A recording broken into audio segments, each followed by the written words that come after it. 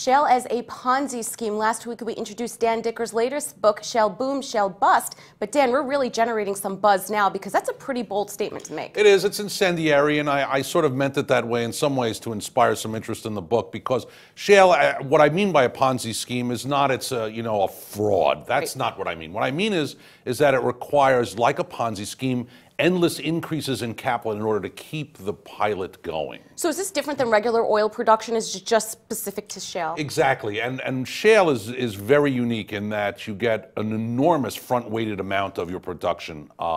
Most of the production that you'll get inside of a year. 80% you'll get inside of a year, and 50% of that you get inside the first 3 months. So what you have is you have an enormous front-loaded nature of production. That means your profits are front-loaded too. So you stand there and you drill a well, and in fact you get a tremendous initial blast of cash flow.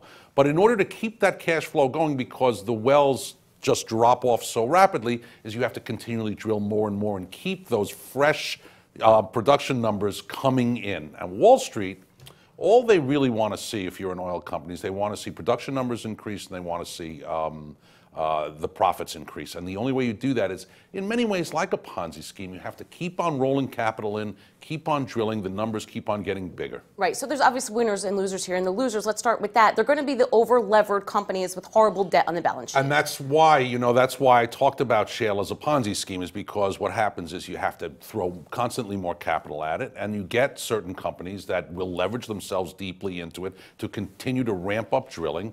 And then if you have, like we have now, a drop in oil prices, all of a sudden the economics don't work anymore, right, and you have some serious debt issues.